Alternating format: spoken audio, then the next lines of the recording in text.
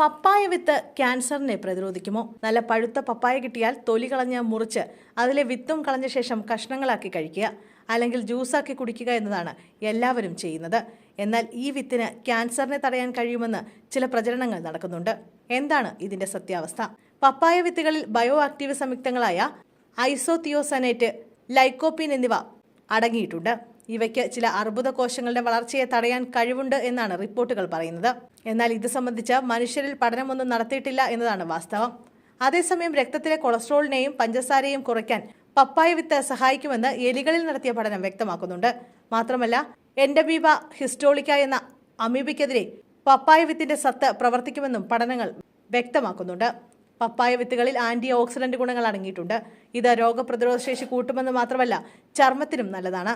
പപ്പായ വിത്തുകൾ ഉണക്കി തേനിൽ ചാലിച്ച് കഴിക്കുന്നത് കുടലിലെ പരാതജീവികളെ ഇല്ലാതാക്കുമെന്നും പറയപ്പെടുന്നു. പ്രോട്ടീനെ വിഘടിപ്പിക്കാൻ സഹായിക്കുന്ന പപ്പൈൻ പോലുള്ള സംയുക്തങ്ങളുണ്ട് പപ്പായ വിത്തിൽ. അതിനാൽ ദഹനവുമായി ബന്ധപ്പെട്ട പ്രശ്നങ്ങളിൽ നിന്നും ശമനം നേടാനും പപ്പായ വിത്തിനാകും. ആന്റി ഓക്സിഡന്റ് ഗുണങ്ങൾ അടങ്ങിയ പപ്പായ വിത്തുകൾ രോഗപ്രതിരോധ ശേഷി കൂട്ടും, ചർമ്മത്തിനും നല്ലതാണ്. പപ്പായ വിത്തുകൾ ഉണക്കി തേനിൽ ചാലിച്ച് കഴിക്കുന്നത് കുടലിലെ പരാതജീവികളെ നശിപ്പിക്കുമെന്നാണ് പറയുന്നത്. പ്രോട്ടീനെ വിഘടിപ്പിക്കാൻ സഹായിക്കുന്ന പപ്പൈൻ പോലുള്ള സംയുക്തങ്ങൾ പപ്പായ വിത്തിലുണ്ട്. അതിനാൽ ദഹനവുമായി ബന്ധപ്പെട്ട പരിഹാര മാർഗങ്ങൾക്ക് പപ്പായ വിത്ത് ഉപയോഗിക്കാം. അൾസറിനും ഇതൊരു പരിഹാരമാണെന്ന് പറയപ്പെടുന്നു.